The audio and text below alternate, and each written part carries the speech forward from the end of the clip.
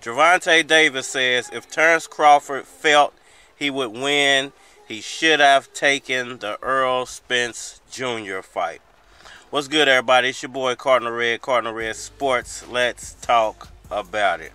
Alright, so the hard-hitting 135-pound fighter Tank Davis believes that Terence Bud Crawford, if he was that confident in his abilities, he would have signed off on the Errol Spence Jr. fight. And Davis believes that confidence is the reason that Terence Crawford didn't actually sign off on that fight.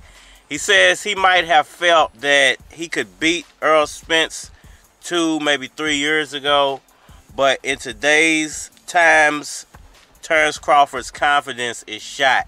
And I think he was alluding to the fact that Errol Spence Jr. was able to break down such a big fighter in Udanius Ugaz. A lot of people, I think, gained new respect for Errol Spence Jr. after the Ugaz fight, and the fact that Ugaz was able to do what he did to Manny Pacquiao. I still don't think Ugaz gained all the respect that he deserved, but I think the pure boxing fans, real boxing fans, not like a one-sided fan like a Spence fan or a Crawford fan, but the real boxing fans, when they watched that fight, they saw something spectacular from Spence. They saw a fighter do exactly what he was supposed to do. Stayed in his style, worked off his jab, and broke down the bigger fighter. And I think a lot of people gave Spence a lot of credit for that fight. Not only that, the fact that Ugaz did beat Terence Crawford in the amateurs hit a nerve with Terence Crawford. And the fact that he wasn't able to do to Ugaz what Errol Spence was able to do to Ugaz. And this is the guy that a lot of people feel is the #1 pound-for-pound fighter in the world. Not just the country, but in the world as far as the welterweight division goes. And it's crazy because the article I was reading, the guy who wrote the article spoke about the betting world and how the betting world still has Terence Crawford beating Errol Spence Jr. Like the good money is on Bud Crawford. And everybody seems to base this off the fact that Terence Crawford is quote-unquote a better boxer than Errol Spence Jr. And I've spoken about that in the past. I really don't understand people's philosophy when it comes to calling one guy a boxer and another guy not a boxer, even though they're both doing the same thing. Like, Errol Spence goes about boxing differently than Terence Crawford goes about boxing. Terence Crawford's more of a mover. He's more working the ring. He more uses his feet. Errol Spence is way more plotty. He works off his jab. Everything he does is extremely consistent. Now, neither one of those things is not boxing. Both of those things are boxing. Both of them are done in the boxing ring. They're just two different styles. So I don't get when people say, well, this guy is more of a pure boxer than this guy is. Why? Because he throws a punch out of a pure boxing stance.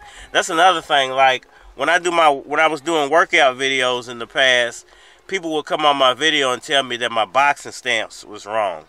And I would go back at them saying that if it works for me, why would it be wrong? Because I think the problem with a lot of fighters, the reason they don't get over their hump a lot of times is because they try to take on a style that doesn't fit them. If you know exactly how to move your body and you can do it quickly and you can do it while throwing punches, that's the correct stance for you. It has nothing to do with an orthodox versus a southpaw, or, you know, this guy wants you to stand and lean this way, or this guy wants you, you know, sometimes that throws your whole way of fighting off. And for Errol Spence Jr., he sticks to his game plan. He knows what works for him. He knows exactly how to win a fight. He's done it umpteen times, and it's proven to work for him. So why would he go with a different style if that style didn't work for him from the beginning? And, you know, I think that's where a lot of fans get it wrong, because a lot of fans are coming at it from a, I won't say old school, but more of an old school mindset. Now, I'm old school a little bit You know, I won't deny that. I do feel that the older days of boxing were better than today, but it has nothing to do with boxing stances or throwing a jab from the correct angle or any of that type of stuff. It has more to do with the fight that those guys had back in the day is different than the fight that the guys today have. And Terence Crawford, to be specific, I don't understand why just because he uses the ring more than Errol Spence that people think he's a better boxer than Errol Spence. Errol Spence is extremely good at working off his jab. Errol Spence is extremely good at delivering power. Errol Spence is extremely good at being a balanced fighter. It's hard to throw him off his balance, and that's why his jab is so good. He gets into a certain stance, stays in that stance, he throws off of that stance, and that he throws that jab off of that stance, and his body is so solid it's hard to knock him off balance. And that's the reason I had Manny Pacquiao beating him, is because Manny Pacquiao is so herky-jerky that I think it would be hard for Errol Spence to stay balanced the entire fight. Now, Terence Crawford, a lot of people call him a speed fighter, a lot of people say that he's quick, but nobody can sit here and say that he possesses the type of foot movement, hand movement, and ring movement that a Manny Pacquiao had. So in no way do I feel like his quickness is enough to throw Errol Spence off of his balance. Now, Tank Davis also said something else. He said that Terence Crawford's confidence is shot. And, you know, I'm trying to figure out what he meant by that, by his confidence is shot. You know, other than the Ugas fight, what could be making Terence Crawford feel like he can't beat Errol Spence Jr.? Is it the fact that Errol Spence did collect those titles exactly the way that he said he was going to do it and did it quickly?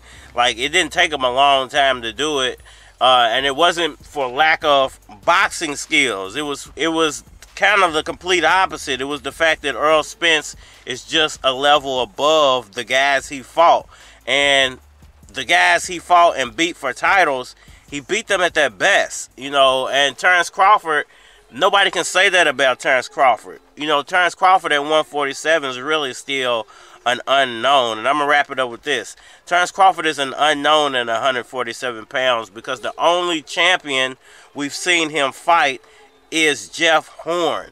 Now, it's hard to judge where Terence Crawford's at in his 147-pound career if you haven't faced off with any other champions that are holding titles. How can you judge somebody for beating a guy that the average boxer could probably beat? If the average boxer could probably beat him, you know, it's no doubt in my mind that a champion boxer would beat him. So it's hard to judge Terence Crawford based off the fact that he doesn't fight great competition. And I think that's what Tank Davis meant. I think the cat is out of the bag now. Everybody knows that Terence Crawford's career was built off B-level, C-level, D-level competition, and it's been exposed. And I think the egg on Terence Crawford's face is showing and is manifesting itself in the form of being unconfident. And now he's saying a lot of stuff that he really doesn't mean, and it's putting him in a position to have to backpedal and correct a lot of things that he's even said in the past. His new narrative is that if he doesn't get the Spence fight, he's fighting Charlo, which I completely don't believe. Y'all let me know what y'all think about that down in the comment section below. Hit that like button for me. Share. Subscribe.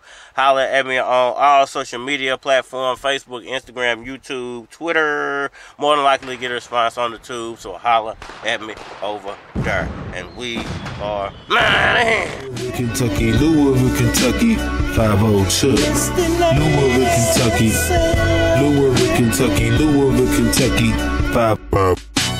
Louisville, Kentucky, 502. That's where I'm from, player, how about you? I'm from the city where the hate is familiar. I'm from the city where the haters will kill ya. I'm from the city where they like to gamble. Dice game, get robbed, niggas to scramble. Head for the hills, nigga, duck and dive. No bullshit, no shuck and jive. I know a lot of guys got shot and died. A lot of good guys didn't see 25. Recognize it's a blessing being alive. Heading to the park, I'm on the passenger side. Like Louisville, Kentucky, 502. Louisville, Kentucky, 502. Louisville, Kentucky, 502. Louisville, Kentucky, 552.